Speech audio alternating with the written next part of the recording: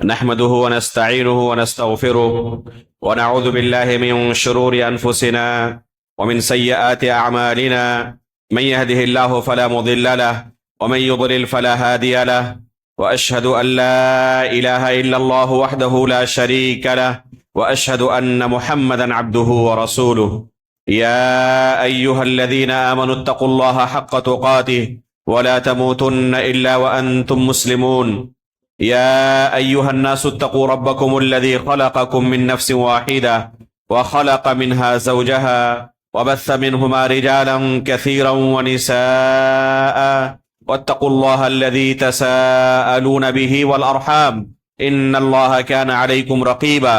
يا أيها الذين آمنوا اتقوا الله وقولوا قولا سديدا يصلح لكم أعمالكم ويغفر لكم ذنوبكم، ومن يطع الله ورسوله فقد فاز فوزا عظيما. أما بعد، فإن أصدق الحديث كتاب الله، وأحسن الهدي هدي محمد صلى الله عليه وسلم، وشر الأمور محدثاتها، وكل محدثة بدعة، وكل بدعة ضلالة، وكل ضلالة في النار.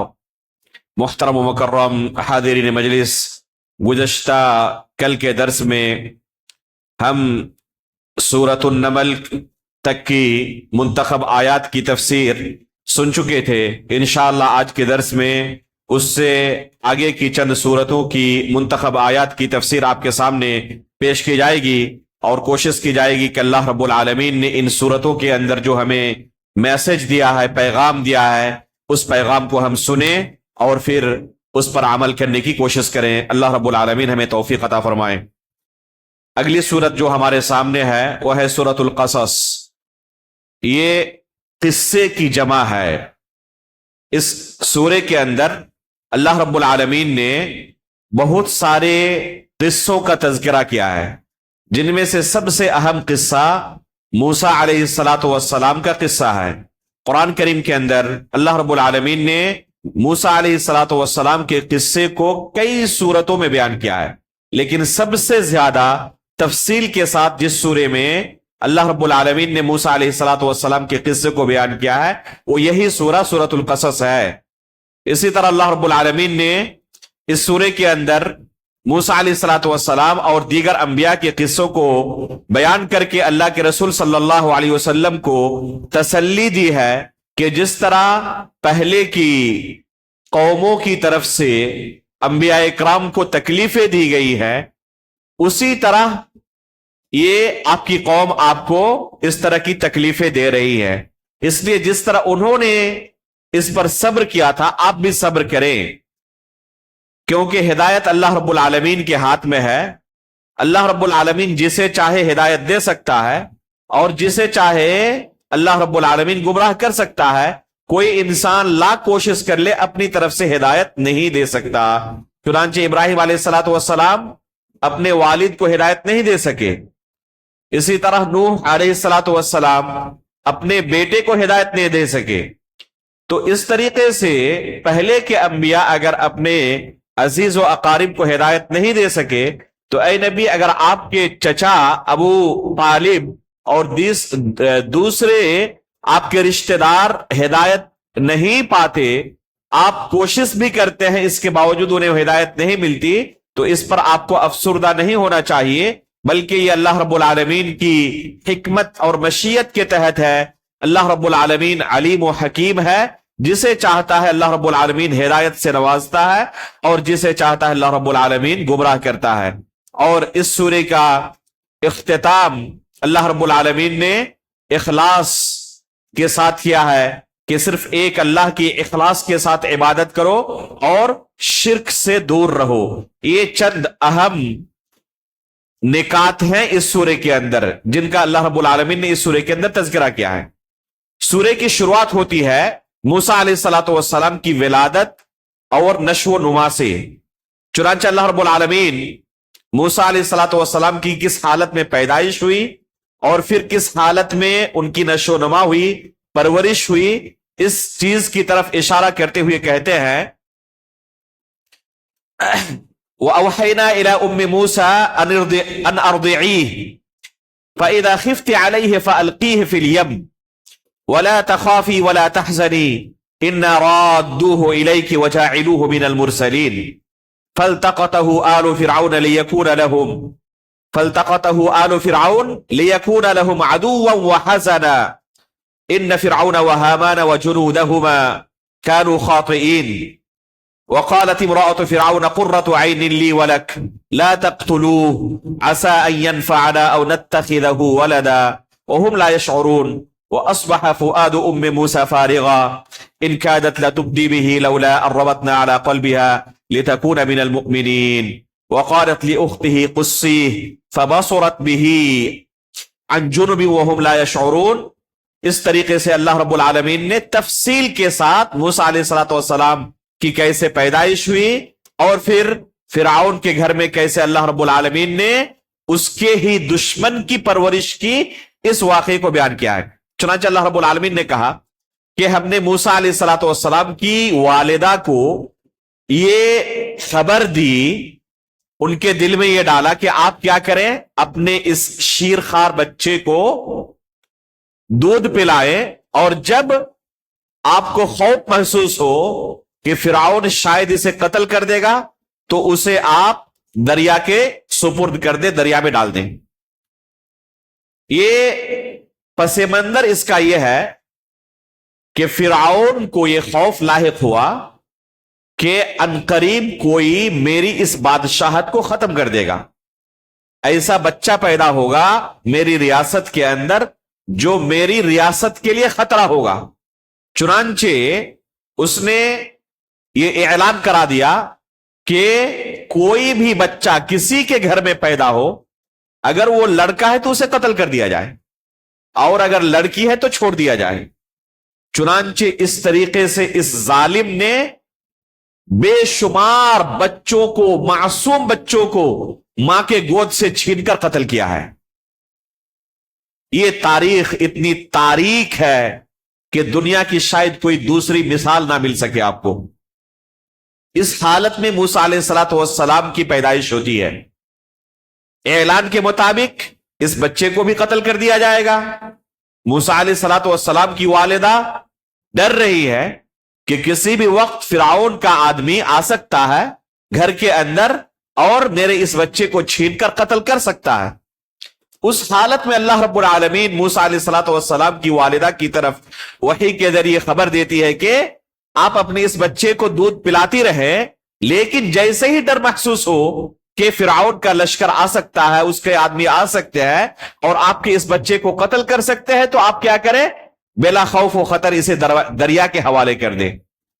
چنانچہ موسیٰ علیہ السلام کی والدہ جیسے ہی ڈر محسوس کرتی ہے کہ اس بچے کو فرعون قتل کر سکتا ہے، دریا کے حوالے کر دیتی ہے، ایک ڈبے میں پیک کر کے دریا کے حوالے، اور اپنی بیٹی کو یعنی موسیٰ علیہ السلام کی بہن کو یہ حکم دیتی ہے کہ آپ دیکھتی رہیں کہ اس بچے کا کیا ہوتا ہے، کہاں جاتا ہے. دریا میں اس طرح تیرتے ہوئے آپ اس کے پیچھے پیچھے لگی رہے. چنانچہ موسیٰ علیہ السلام کی بہن بچے کے پیچھے پیچھے، اپنے بھائی کے پیچھے پیچھے جاتی رہتی ہے، یہاں تک کہ اللہ رب العالمین نے فرعون کے گھر میں موسیٰ علیہ السلام کو پہنچا دیا. کس طریقے سے؟ اللہ رب العالمین نے اسے بیان کیا ہے، فَالْتَقَطَهُ آلُ فِرْعَوْنَ لِيَكُونَ لَهُمْ عَدُوًّا وَحَزَنًا. ہوا یہ کہ جب دیکھا کہ دریا کے اندر اس طریقے سے کچھ تیرتے ہوئے آ رہا ہے، اٹھایا، دیکھا کہ ایک بہت ہی پیارا خوبصورت سا بچہ ہے، اپنے گھر کے اندر، محل کے اندر لے کر آیا. جب فرعون کی بیوی اس بچے کو دیکھتی ہے تو کہتی ہے کہ ہمارے گھر میں اولاد نہیں، ہم اسی کو اپنی اولاد بنا لیں گے اور یہ ہماری آنکھوں کا ٹھنڈک ہوگا. قرۃ عین لی ولک ولا تقتلوہ، پلیز اس بچے کو قتل نہ کریں، یہ گویا کہ ہمارا ہی بچہ ہے، اسے دوسرے بچے کی طرح نہ ٹریٹ کریں اور اسے قتل نہ کریں. آپ کا اپنا اصول اپنی جگہ، آپ ہر بچے کو قتل کر رہے ریاست کے اندر، لیکن پلیز یہ ہمارا بچہ ہے، اسے اپنا بچہ سمجھ کر چھوڑ دیں، اسے قتل نہ کریں. عسیٰ ان ینفعنا او نتخذہ ولدا، یہ مستقبل میں چل کر ہمارے لیے فائدے مند ہو سکتا ہے یا اسے ہم اپنا بچہ ہی بنا لیں گے. اس طریقے سے اللہ رب العالمین نے موسیٰ علیہ الصلوۃ والسلام کو دشمن کے گھر پہنچا دیا اور اس طریقے سے موسیٰ علیہ الصلوۃ والسلام کی پرورش ہوئی. وہاں جانے کے بعد ایک بچے کو دودھ کی ضرورت ہے. اللہ رب العالمین فرماتے ہیں کہ کیسے ہم دوبارہ موسیٰ علیہ الصلوۃ والسلام کو ان کی والدہ کے پاس پہنچایا ہم نے. یہ دیکھیں وحرمنا علیہ المراضع، جو بھی دودھ پلانے والی خاتون تھی ان کے اوپر دودھ کو ہم نے حرام کر دیا، یعنی دودھ روک دیا سب کا. کسی کے بھی پاس یہ بچہ جا کے دودھ پینے کے لیے راضی نہیں. یہاں تک کہ موسیٰ علیہ الصلوۃ والسلام کی بہن جو بچے کے پیچھے پیچھے اپنے بھائی کے پیچھے پیچھے لگی ہوئی ہے، وہ جا کر مشورہ دیتی ہے کہ ہم ایک فیملی کو جانتے ہیں، آپ اگر اجازت دیں تو وہاں ہم لے چلتے ہیں. پوری امید ہے کہ وہاں پر یہ بچہ سکون کے ساتھ رہے گا اور آسانی کے ساتھ دودھ بھی پیے گا. چنانچہ موسیٰ علیہ الصلوۃ والسلام اپنی والدہ کے پاس دوبارہ اللہ رب العالمین کی حکمت کے تحت واپس آ جاتے ہیں. فرددناه الى امه وحرمنا عليه المراضع من قبل فقالت هل ادلكم على اهل بيت يكفلونه لكم وهم له ناصحون فرددناه الى امه كي تقر عينها ولا تحزن ولتعلم ان وعد الله حق ولكن اكثرهم لا يعلمون. اللہ رب العالمین نے ان دو آیتوں کے اندر بیان کیا کہ کس طرح موسیٰ علیہ الصلوۃ والسلام فرعون کے گھر میں جا کر دودھ پینا چھوڑ دیتے ہیں اور پھر ان کی بہن جا کے مشورہ دیتی ہے کہ ہم آپ کو ایک ایسے گھرانے کی طرف رہنمائی کر سکتے ہیں جہاں یہ بچہ انشاءاللہ آسانی کے ساتھ پرورش پا سکتا ہے، وہاں جا کر اسے سکون محسوس ہو سکتا ہے. چنانچہ اس طریقے سے اللہ رب العالمین فرماتے ہیں فرددناہ الی امہ، موسیٰ کو ہم نے دوبارہ ان کی والدہ کے پاس لوٹا دیا. تو اللہ رب العالمین بہترین پلاننگ کرنے والا ہے. لوگ اپنی طرف سے پلاننگ کرتے ہیں لیکن اللہ رب العالمین کی پلاننگ کے آگے ہر ایک کا پلان، ہر ایک کی سازش فیل ہے. اس طریقے سے اللہ رب العالمین نے موسیٰ علیہ الصلوۃ والسلام کی ابتدائی زندگی کو اس سورے کے شروع میں بیان کیا ہے. اور اس کے بعد کیا کہا؟ وَلَمَّا بَلَغَ أَشُدَّهُ وَاسْتَوَىٰ آتَيْنَاهُ حُكْمًا وَعِلْمًا. جب موسیٰ علیہ الصلوۃ والسلام جوان ہوئے تو ہم نے انہیں علم اور حکمت سے نوازا. موسیٰ علیہ الصلوۃ والسلام جب بڑے ہوئے تو اللہ رب العالمین نے علم اور حکمت سے انہیں نوازا. اس سے علم کی اہمیت کا اندازہ ہوتا ہے کہ ایک شخص کے پاس علم کا ہونا بہت بڑی دولت ہے. اگر کسی کے پاس ہر طرح کی دولت ہو لیکن علم ہی نہ ہو تو پھر اس کے پاس تمام دولتیں ہیچ ہے، لیکن علم کی دولت ایسی دولت ہے کہ انسان اسے پیسے سے خرید تک نہیں سکتا. اس کے بعد موسیٰ علیہ الصلوۃ والسلام کیا آگے اپنی قوم کے ساتھ کیا ہوتا ہے، قبطی کا اور اسرائیلی کا واقعہ. وہ گھر سے باہر نکلتے ہیں، دیکھتے ہیں کہ دو لوگ جھگڑا کر رہے ہیں، ایک اپنے دوستوں میں سے ہے، ایک دشمنوں میں سے ہے. چنانچہ اس کو ایک گھوسا مارتے ہیں اور پھر اس کی وفات ہو جاتی ہے. موسیٰ علیہ الصلوۃ والسلام ڈر جاتے ہیں کہ کہیں اس وجہ سے فرعون مجھے قتل نہ کر دے، قوم کے لوگ قتل نہ کر دے. موسیٰ علیہ الصلوۃ والسلام جان بوجھ کر یہ قتل نہیں کرتے. موسیٰ علیہ الصلوۃ والسلام سے یہ قتل خطا ہوتی ہے. یعنی قتل کی 3 قسمیں ہیں. ایک قتل ہے جان بوجھ کر قتل کرنا. یہ ہے اگر کوئی شخص کسی کو جان بوجھ کر قتل کرے اور اس سے سامنے والا شخص مر جائے تو اس کی سزا شریعت میں قصاص ہے. لیکن قتل خطا میں قصاص نہیں ہے. قتل خطا میں صرف دیت ہے. اور ایک ہے قتل شبہ عمد، یعنی جان بوجھ کر مارا تو ہے لیکن قتل کے ارادے سے نہیں، لیکن مر گیا وہ، تو اس کو قتل شبہ عمد کہتے ہیں. اس میں بھی قصاص نہیں ہے. اور ایک ہے قتل خطا جس میں قتل کی نیت ہی نہیں تھی اور نہ کوئی ایسا راستہ ہی استعمال کیا ہے جس سے قتل ہو جائے، تو اس کو قتل خطا کہتے ہیں. اور قتل خطا میں کوئی قصاص نہیں ہے، بس اللہ رب العالمین سے توبہ و استغفار کرنا ہے اور دیت ادا کرنی ہے.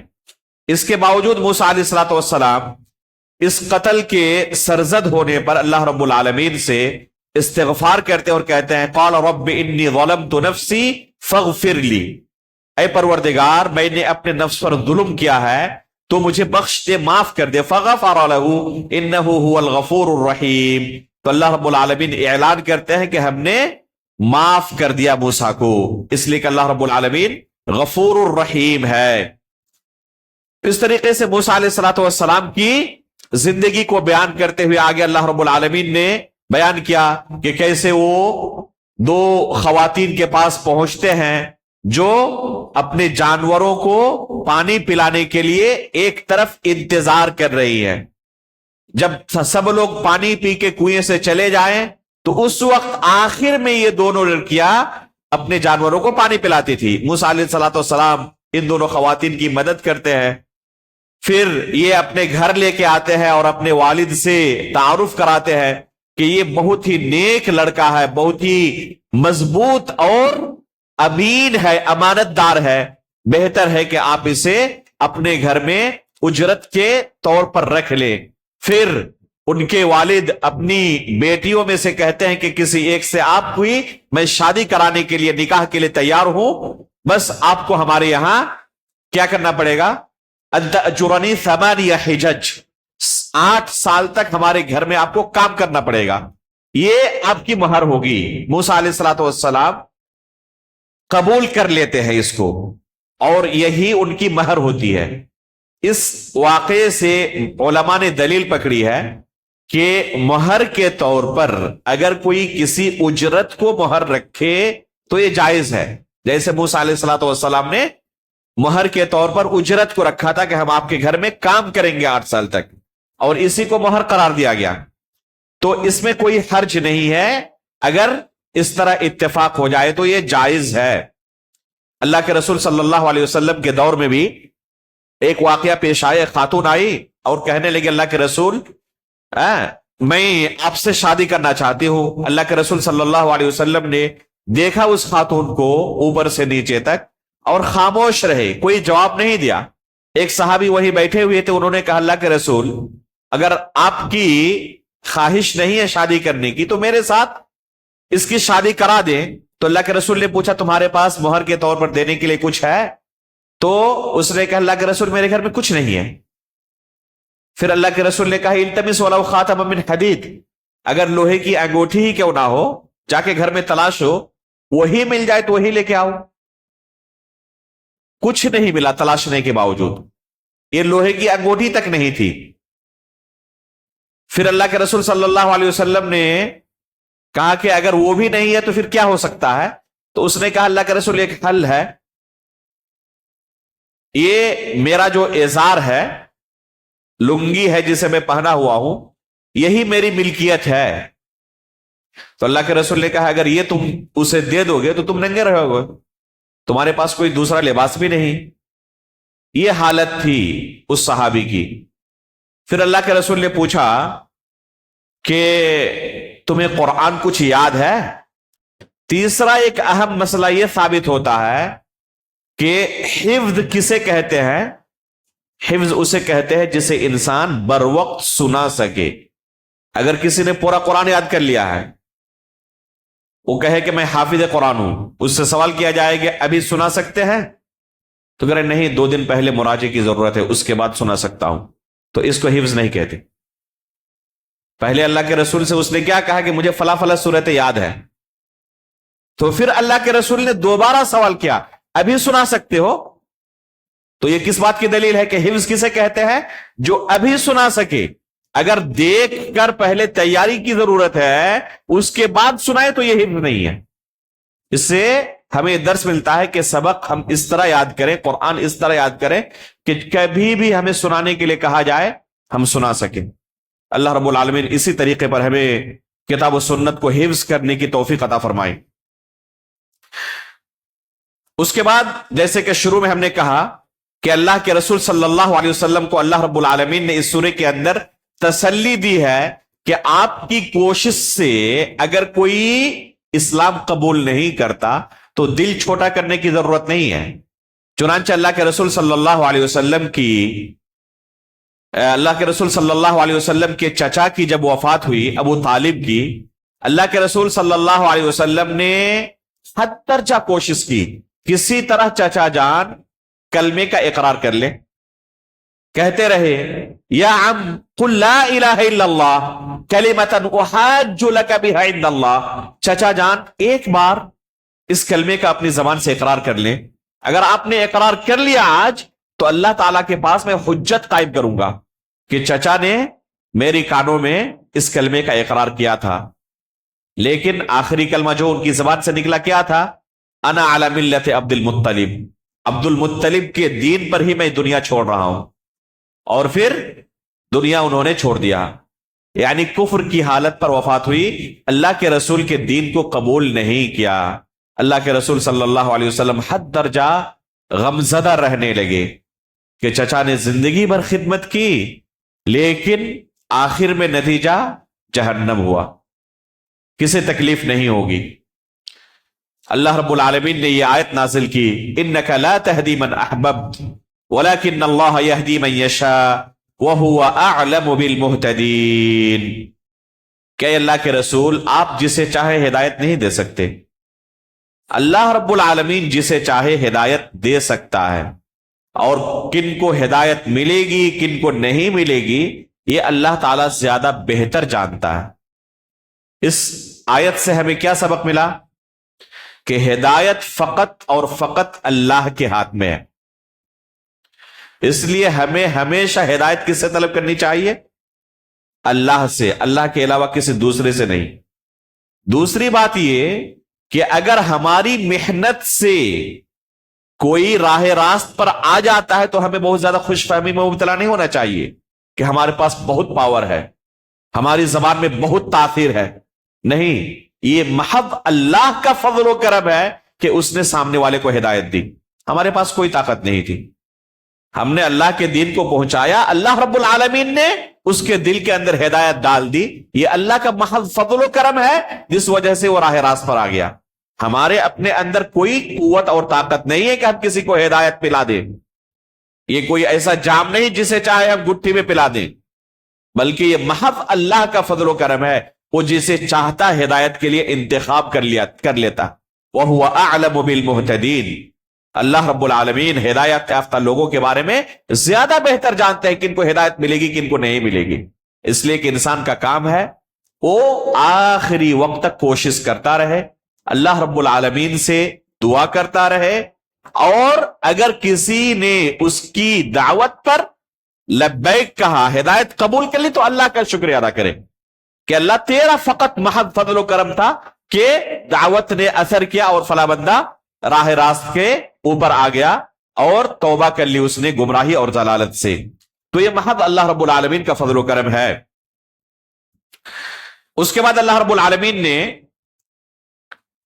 انسانوں کو ایک اہم نصیحت کی ہے کہ دنیا میں زندگی گزارتے ہوئے دین اور دنیا کے درمیان کیسے تمہیں موازنہ کرنا ہے اور دونوں کو ساتھ لے کر کیسے چلنا ہے.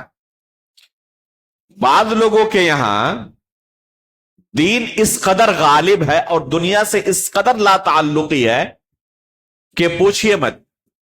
گھر کے اندر فاقے چل رہے ہیں اور بندہ تبلیغی جماعت میں نکلا ہوا ہے 40 دنوں کے لیے، اور بچے یہاں گھر میں رو رہے ہیں بھوکے پیاسے، بیوی مریض ہے، اس کو اسپتال لے جانے والا کوئی نہیں ہے، اور یہ سوچ رہا ہے کہ اللہ رب العالمین اس کے تمام معاملات کو دیکھنے والا ہے.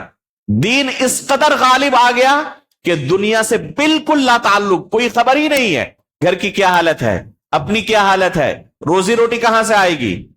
یہ نہ توکل ہے اور نہ یہ مطلوب ہے.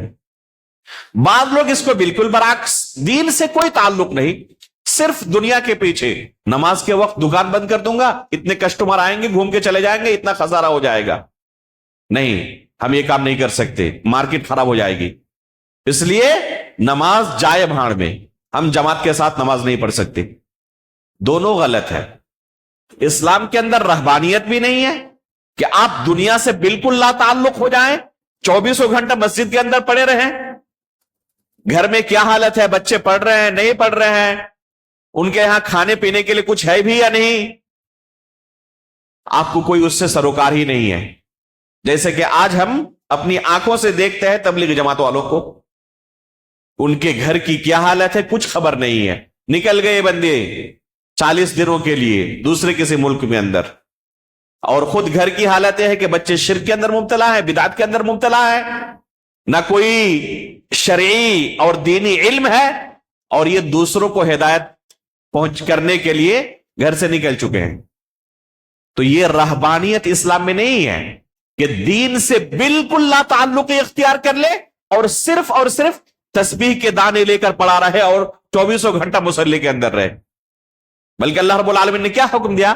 وَابْتَغِي فِي مَا آتَاكَ اللَّهُ الدَّارَ الْآخِرَةَ وَلَا تَنْسَ نَصِيبَكَ مِنَ الدُّنْيَا وَأَحْسِنْ كَمَا أَحْسَنَ اللَّهُ إِلَيْكَ۔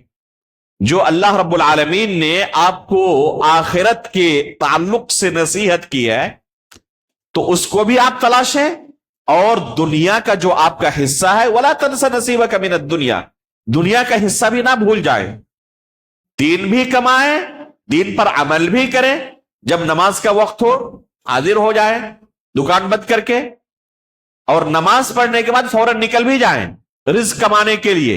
اللہ رب العالمین نے مسجد کے اندر رزق نہیں رکھی ہے، رزق رکھا ہے اللہ رب العالمین نے باہر، اس لیے باہر جا کر اللہ رب العالمین کے رزق کو تلاشیں، محنت کریں، تب آپ کے گھر میں رزق آنے والا ہے۔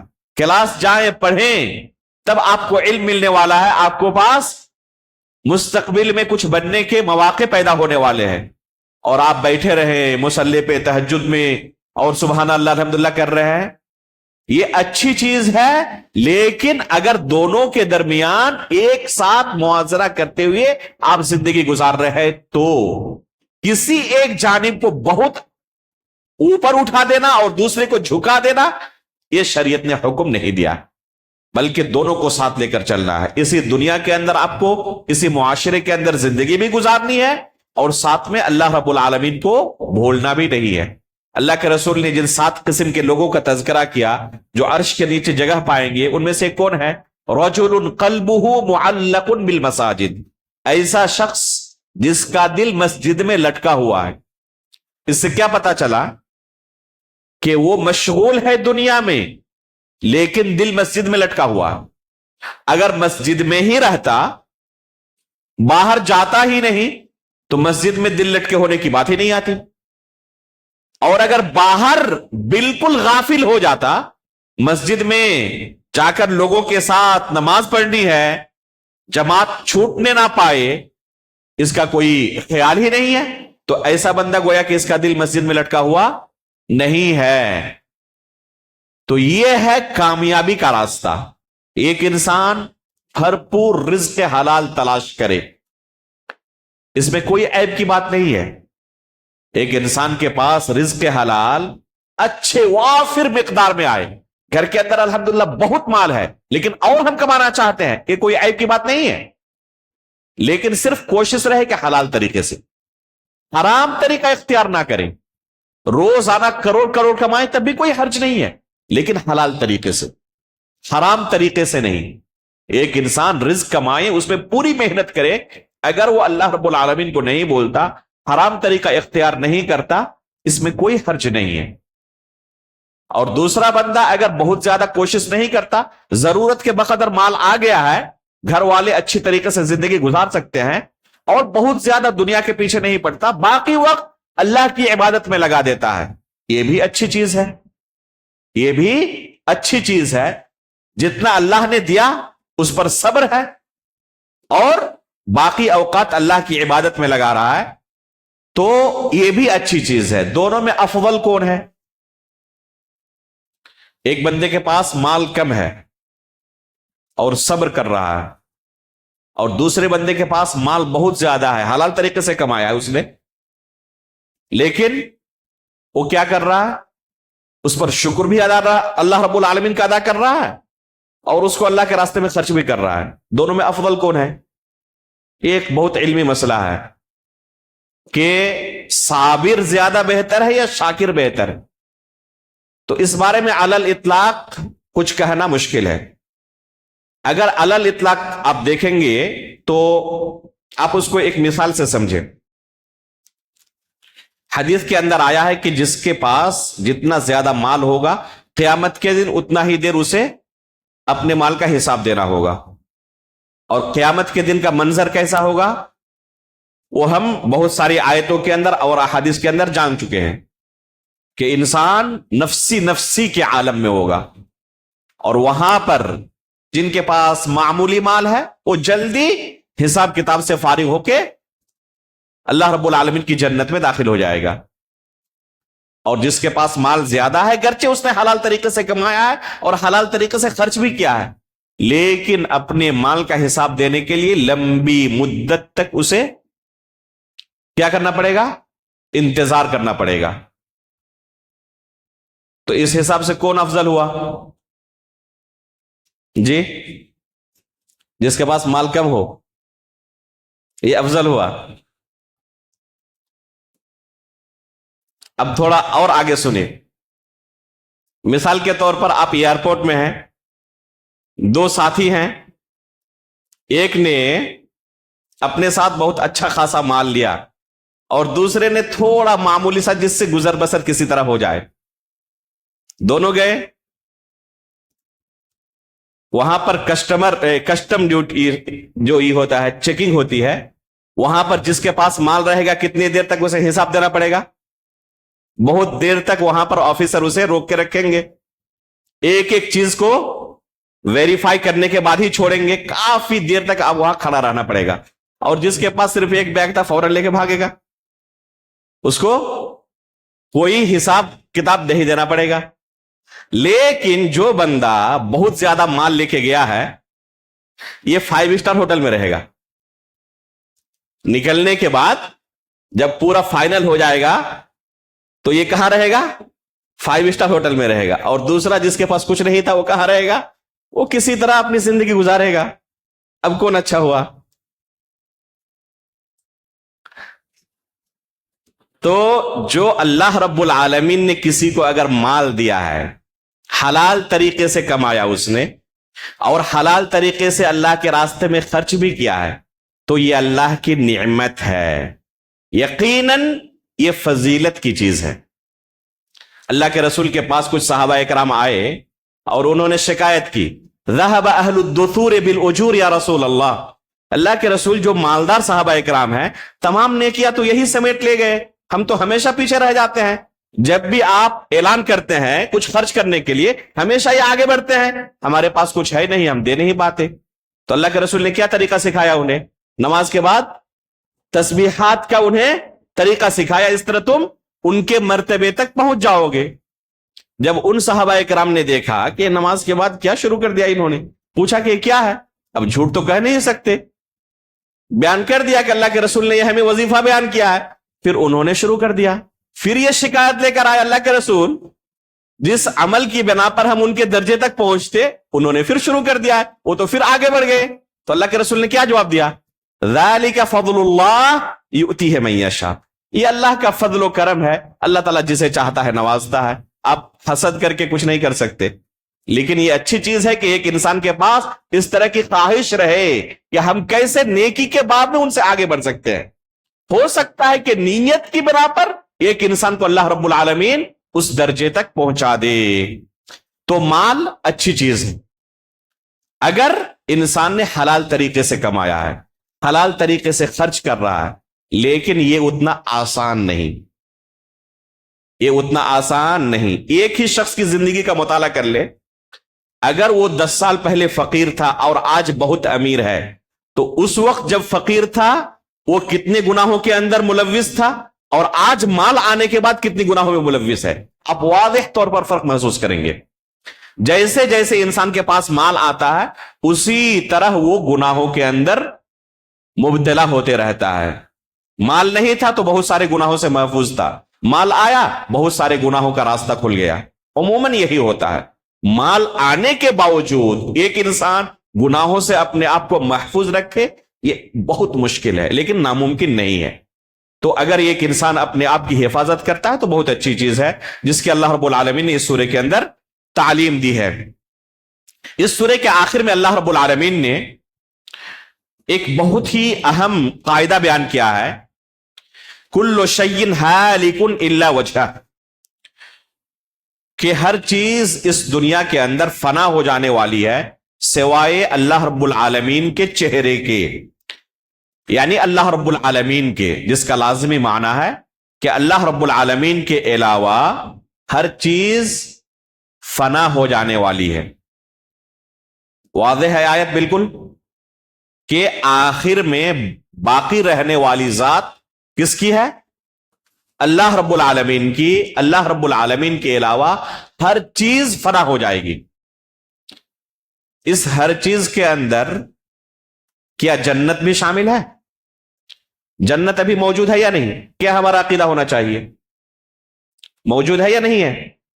جنت موجود ہے۔ اللہ کے رسول نے دیکھا نا، آدم علیہ السلام کہاں تھے؟ دنیا میں اتارے جانے سے پہلے جنت میں تھے، تو جنت موجود ہے۔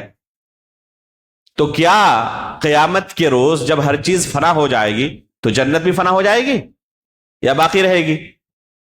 باقی رہے گی۔ پتا چلا کہ یہاں پر کل شیء کے اندر جنت شامل نہیں ہے۔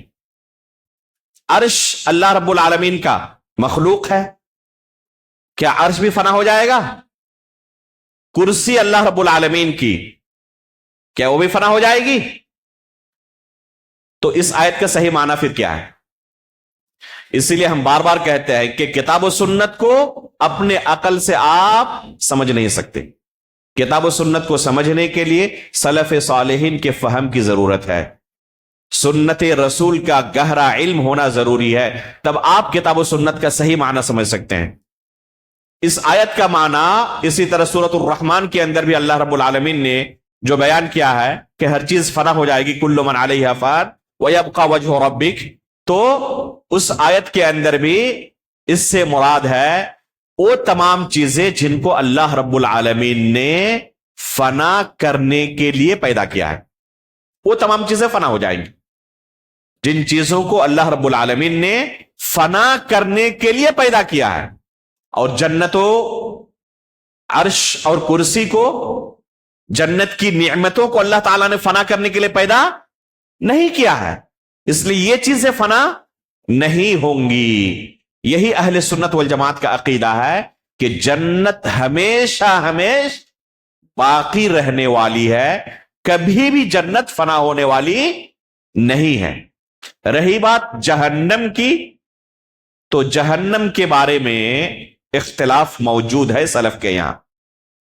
امام طحاوی رحمہ اللہ نے امام ابن ابی العز الحنفی رحمہ اللہ نے شرح الطحاویہ کے اندر اس بارے میں 8 اقوال کا ذکر کیا ہے، کل 8 اقوال کا، جن میں 2 قول سلف کے ہیں، اہل سنت والجماعت کے۔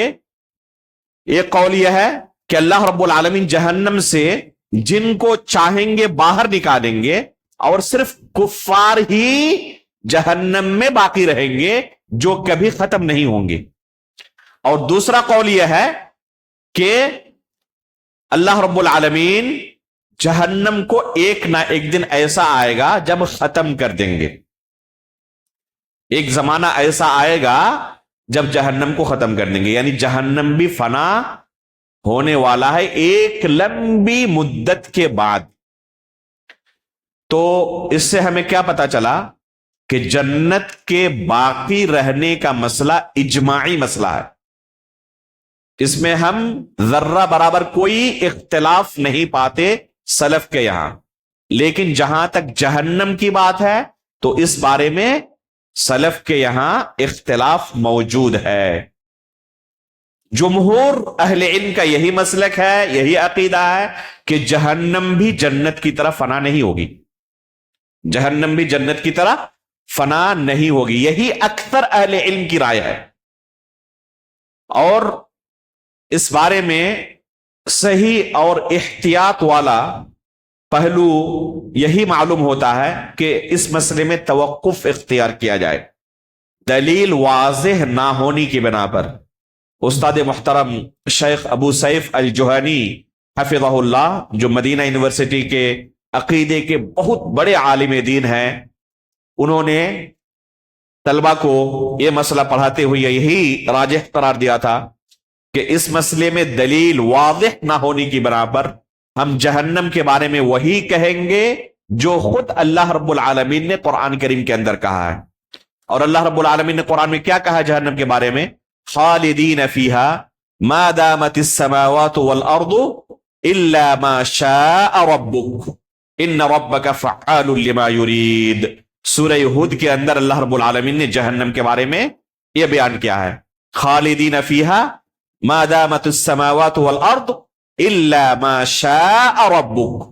تو اللہ رب العالمین نے یہ بیان کیا ہے کہ یہ جہنمی جہنم میں ہمیشہ رہیں گے جب تک کہ آسمان و زمین ہے. الا ما شاء ربک، الا کہ جب تک اللہ رب العالمین ان کو رکھنا چاہیں. تو یہ ہمارا نظریہ ہونا چاہیے جسے اللہ تعالیٰ نے قرآن میں بیان کیا. اس کے بعد والی جو سورت ہے سورۃ العنکبوت ہے. اس سورے کے اندر اللہ رب العالمین نے ایمان کی حقیقت کو بیان کیا ہے اور منافقین اور کافروں کا کیا انجام ہونے والا ہے آخرت میں، اس چیز کو بیان کیا ہے. والدین کے ساتھ حسن سلوک کا حکم دیا ہے. بہت سارے انبیاء اکرام کا قصہ اس سورت کے اندر اللہ رب العالمین نے بیان کیا ہے. چنانچہ اس سورہ میں آپ کو نوح علیہ الصلوۃ والسلام کا قصہ ملے گا، ابراہیم علیہ الصلوۃ والسلام کا، لوط علیہ الصلوۃ والسلام کا، شعیب علیہ الصلوۃ والسلام کا، ہود، صالح اور موسیٰ. ان تمام انبیاء اکرام کے قصے کو سورۃ العنکبوت کے اندر اللہ رب العالمین نے بیان کیا. اور اس کا خلاصہ یہ ہے کہ ان کی قوم کے لوگوں نے ان کی دعوت کو ٹھکرا دیا، جس بنا پر سخت سے سخت عذاب کے اندر ہم نے انہیں مبتلا کر دیا. اس لیے اگر کوئی شخص کفار کے راستے پر چلتا ہے تو کفار کے عقیدے اور ان کے راستوں کی حالت کیسی ہے جانتے ہو؟ جیسے مکڑی کا گھر ہوتا ہے. ایک مکڑی کا گھر کتنا مضبوط ہوتا ہے؟ عنکبوت کہتے ہیں اسے. آپ نے دیکھا ہوگا دیوار پر مکڑی اپنا جالا بنا لیتی ہے. ان اوہن البیوت لبیت العنکبوت. اللہ رب العالمین نے کہا کہ سب سے اگر کمزور کوئی گھر ہوتا ہے تو یہ مکڑی کا گھر ہوتا ہے. اور کفار و مشرکین کا طریقہ اور ان کا نظریہ و عقیدہ اسی مکڑی کے گھر کی طرح کمزور ہوتے ہیں. یہ مثال اللہ رب العالمین نے دی، اور اسی مناسبت سے اس سورے کا نام اللہ رب العالمین نے کیا رکھا ہے؟ سورۃ العنکبوت رکھا ہے. اور پھر اللہ رب العالمین نے آخر میں اس سورے کے اندر وعدہ کیا ہے کہ جو لوگ کفار کا طریقہ نہیں اپناتے، کوشش میں لگے رہتے ہیں کہ کیسے ہمیں ہدایت ملے، تو ہم ان کے لیے ہدایت کا راستہ آسان کر دیتے ہیں. یہ ہے اس سورے کا خلاصہ. چنانچہ اس سورے کے شروع میں اللہ رب العالمین نے مؤمنوں کو، صحابہ اکرام کو اور اللہ کے رسول کو تسلی دی اور کہا کہ آپ کے اوپر جو ابھی ظلم و ستم کے پہاڑ توڑے جا رہے ہیں، یہ سورہ مکی ہے، مکے کے اندر نازل ہوئی. اور کس وقت نازل ہوئی؟ جب دشمنوں کی طرف سے صحابہ اکرام پر ظلم و ستم کے پہاڑ توڑے جا رہے تھے. چنانچہ اللہ رب العالمین نے اس سورے کے شروع میں کیا فرمایا؟ احسب الناس ان يتركوا ان يقولوا آمنا وهم لا يفتنون ولقد فتنا الذين من قبلهم فلا يعلمن الله الذين صدقوا ولا يعلمن الكاذبين. کہ جو ظالم ان صحابہ اکرام پر ظلم و ستم کر رہے ہیں، ان کو کیا لگ رہا ہے کہ اللہ رب العالمین ان کا مواخذہ نہیں کریں گے؟ اس سے پہلے بھی جتنے انبیاء کرام آئے، ان کی قوم کے لوگوں نے جو ان کے ساتھ برتاؤ کیا، تو ہم نے جس طرح انہیں دوچار کیا تھا عذاب کے اندر، انہیں بھی کریں گے. اسی طرح مؤمنوں کو تسلی دیتے ہوئے اللہ رب العالمین کہہ رہے ہیں کہ اس سے پہلے بھی انبیاء کرام پر جن لوگوں نے ایمان لایا تھا، انہیں ہم نے مختلف آزمائشوں کے اندر مبتلا کیا تھا. تو کیا آج جو ایمان لانے والے ہیں یہ گمان کرتے ہیں کہ انہیں آزمائشوں کے اندر مبتلا نہیں کیا جائے گا؟ احسب الناس ان يتركوا ان يقولوا آمنا. کوئی یہ کہے کہ ہم اللہ اور اس کے رسول پر ایمان لائے اور اسے ایسے ہی چھوڑ دیا جائے؟ کیا لوگوں کو یہ گمان ہو گیا؟ ایسا نہیں ہو سکتا. فتنے آئیں گے، آزمائشیں آئیں گی، اور ان آزمائشوں سے گزرنا پڑے گا، جیسے کہ تم سے پہلے کی جو امتیں گزری ہیں، جو انبیاء اکرام آئے ہیں، ان پر ایمان لانے والوں پر بھی کافی آزمائشیں آئی ہیں، تو تمہیں ان کی سیرت سے کچھ نصیحت حاصل کرنا چاہیے اور تسلی رکھنی چاہیے۔ اس کے بعد جیسے کہ ہم نے ابھی کہا کہ اس سورے کے اندر اللہ رب العالمین نے والدین کے ساتھ حسن سلوک کا حکم دیا ہے، چنانچہ اللہ رب العالمین کا ارشاد ہے وَوَصَّيْنَا الْإِنسَانَ بِوَالِدَيْهِ حُسْنًا وَإِنْ جَاهَدَاكَ لِتُشْرِكَ بِي مَا لَيْسَ لَكَ بِهِ عِلْمٌ فَلَا تُطِعْهُمَا، کہ ہم نے انسان کو یہ وصیت کی کہ اپنے والدین کے ساتھ حسن سلوک کریں، اگرچہ وہ تمہیں شرک کرنے کا حکم دیں، مجبور کرے شرک کرنے پر، تو اس صورت میں ان کی اطاعت نہ کرو۔ ایک دوسری آیت میں اللہ نے فرمایا اس کے آگے وَصَاحِبْهُمَا فِي الدُّنْيَا مَعْرُوفًا، کہ ان کے ساتھ دنیاوی معاملات میں کیا کرو؟ حسن سلوک کرو۔ تو والدین حسن سلوک کے حقدار ہیں۔ اس کے بعد اللہ رب العالمین نے انبیاء اکرام کا قصہ بیان کرنا شروع کیا۔ سب سے پہلے اللہ رب العالمین نے نوح علیہ السلام کا قصہ بیان کیا۔ اللہ رب العالمین کا ارشاد ہے وَلَقَدْ أَرْسَلْنَا نُوحًا إِلَىٰ قَوْمِهِ فَلَبِثَ فِيهِمْ أَلْفَ سَنَةٍ إِلَّا 50 عَامًا فَأَخَذَهُمُ الطُّوفَانُ۔ نوح علیہ السلام کو ہم نے ان کی قوم کی طرف بھیجا، کتنے دنوں تک انہوں نے کوشش کی؟ 950 سال تک وہ اپنی قوم کے لوگوں کو اللہ کے دین کی طرف بلاتے رہے، لیکن اس کے باوجود انہوں نے ٹھکرا دیا۔ نتیجہ کیا ہوا؟ فَأَخَذَهُمُ الطُّوفَانُ، اللہ رب العالمین کی طرف سے طوفان آیا اور ان سب کو تہس نہس اللہ رب العالمین نے کر ڈالا۔ پھر اللہ رب العالمین نے ابراہیم علیہ السلام کا قصہ بیان کیا وَإِبْرَاهِيمَ إِذْ قَالَ لِقَوْمِهِ اعْبُدُوا اللَّهَ وَاتَّقُوهُ۔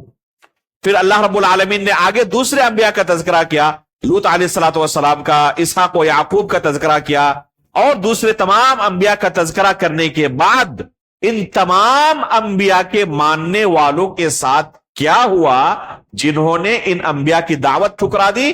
اللہ رب العالمین کہتے ہیں وَعَادًا وَثَمُودَ وَقَدْ تَبَيَّنَ لَكُم مِّن مَّسَاكِنِهِمْ وَزَيَّنَ لَهُمُ الشَّيْطَانُ أَعْمَالَهُمْ فَصَدَّهُمْ عَنِ السَّبِيلِ وَكَانُوا مُسْتَبْصِرِينَ وَقَارُونَ وَفِرْعَوْنَ وَهَامَانَ وَلَقَدْ جَاءَهُم مُوسَىٰ بِالْبَيِّنَاتِ فَاسْتَكْبَرُوا فِي الْأَرْضِ وَمَا كَانُوا سَابِقِينَ فَكُلًّا أَخَذْنَا بِذَنبِهِ۔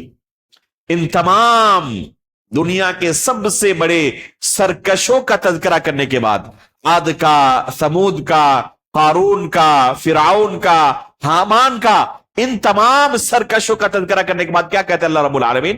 فَكُلًّا أَخَذْنَا بِذَنبِهِ، ہر ایک کو اس کی سرکشی کی وجہ سے، گناہ کی وجہ سے ہم نے زبردست طریقے سے پکڑا۔ کیسے؟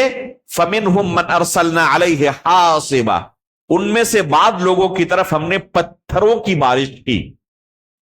یہ کس کے ساتھ پیش آیا تھا؟ قوم عاد کے ساتھ۔ اللہ رب العالمین کی طرف سے زبردست طوفان آیا، اور اس طوفان کی وجہ سے جو بھی پتھر وغیرہ تھے یہ سب کے سب اس طوفان نے اڑا کر لے کر آسمان کی طرف پہنچایا، اور اللہ رب العالمین نے آسمان سے ان لوگوں پر، ان کے سروں پر پتھروں کی بارش کی۔ جیسے ہی کسی کو اوپر سے کوئی پتھر آ کے گرتا اس کا سر دھڑ سے الگ ہو جاتا۔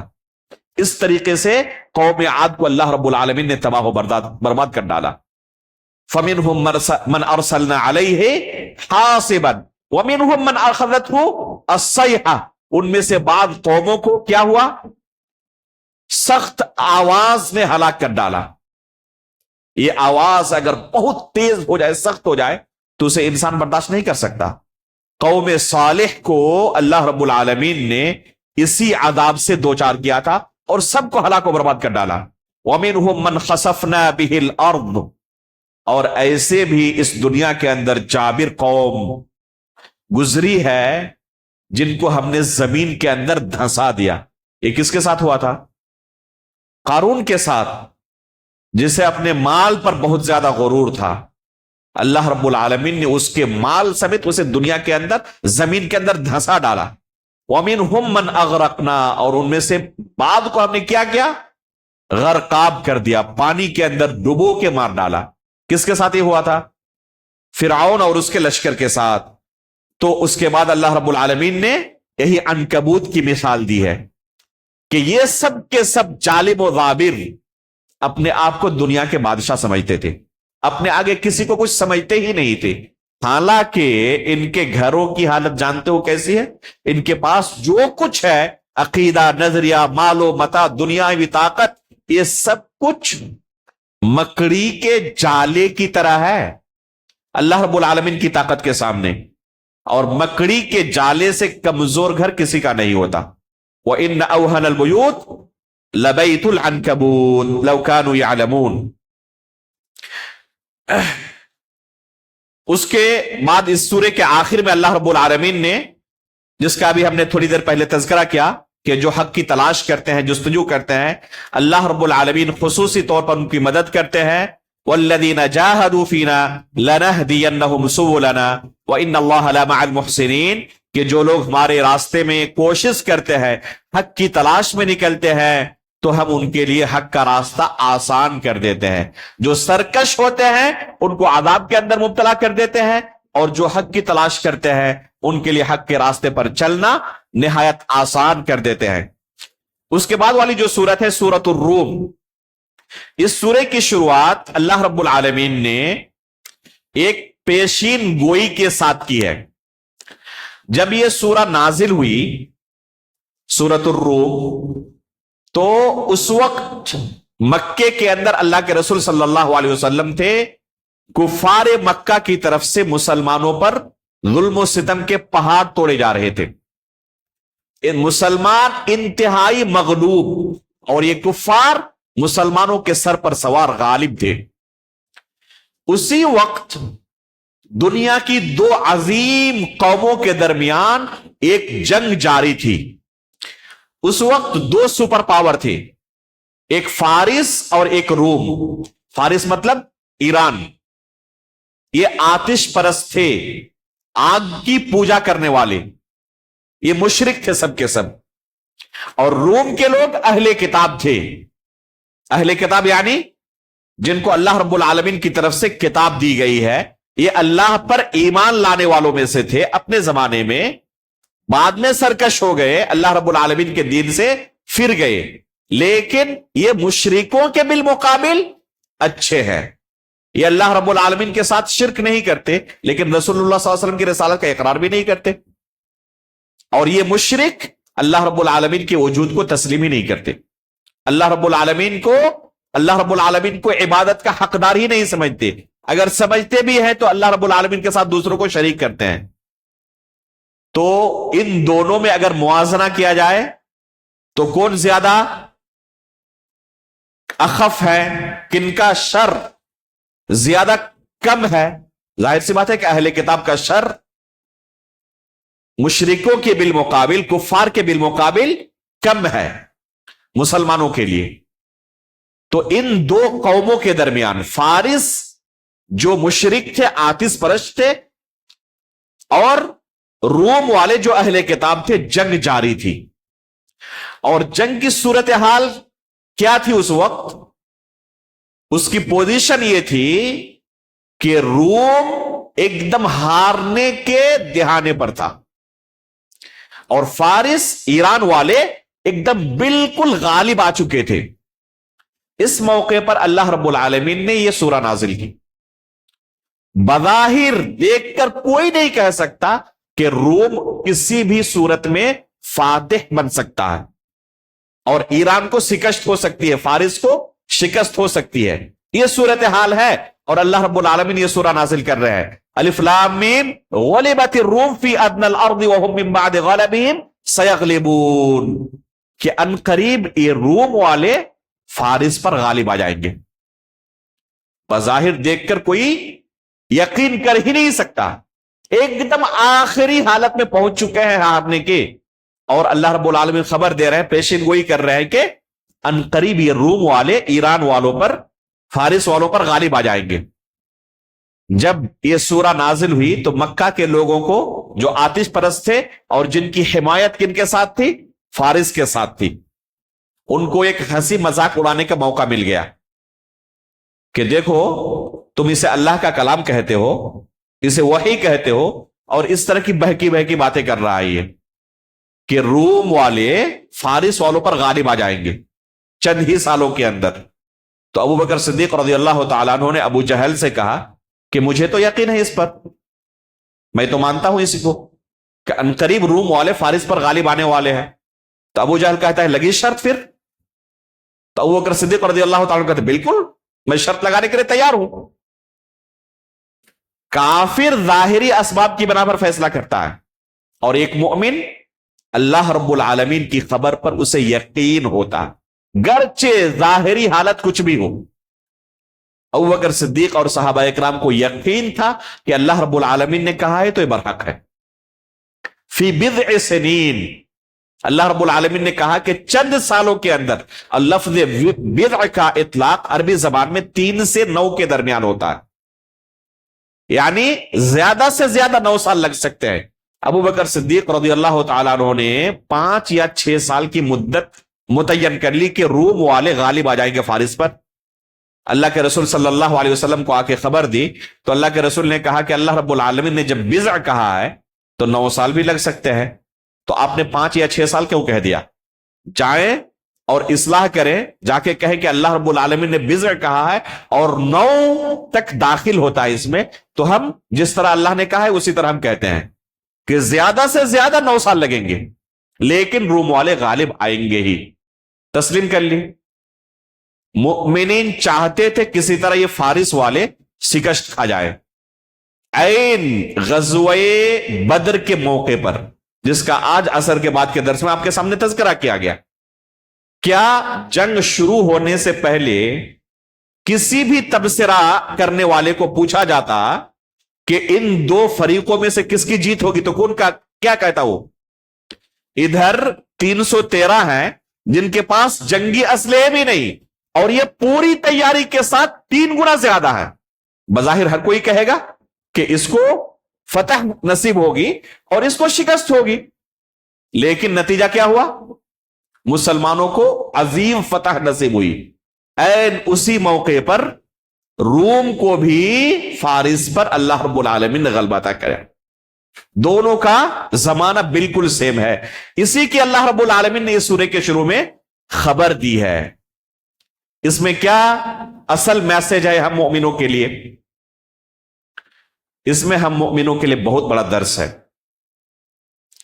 کہ اللہ رب العالمین نے اور اس کے رسول نے اگر مستقبل میں ہمارے لیے کوئی وعدہ کیا ہے کہ ابھی تمہاری جو حالت ہے اس پر صبر کرو، اگر صبر کر لے گئے تو مستقبل میں اللہ نے تمہارے لیے یہ انعام رکھا ہوا ہے، تو یہ وعدہ اللہ کا جھوٹا نہیں ہے۔ بظاہر آپ کو کتنا ہی کیوں نہ لگے کہ ہم تو مارے جا رہے ہیں، کاٹے جا رہے ہیں، کب ہماری مدد کی جائے گی، آپ یقین رکھیں اللہ رب العالمین نے آپ سے وعدہ کیا وَأَنْتُمُ الْأَعْلَوْنَ إِن كُنتُم مُؤْمِنِينَ۔ بس شرط ہے کہ آپ ایمان لائیں۔ ایمان کس طرح؟ جس طرح صحابہ اکرام کا تھا، فَإِنْ آمَنُوا بِمِثْلِ مَا آمَنْتُمْ بِهِ۔ تو اگر اس طریقے سے ہم ایمان لائیں تو اللہ تعالیٰ نے وعدہ کیا ہے کہ غلبہ ہمیں ہی حاصل ہوگا، چاہے ہمارے پاس اسلحے ہوں یا نہ ہو، دنیاوی طاقتیں ہوں یا نہ ہو، اللہ کا وعدہ ہے غالب ہم ہی ہوں گے۔ اور اللہ رب العالمین کا وعدہ یہ جھوٹا نہیں ہو سکتا۔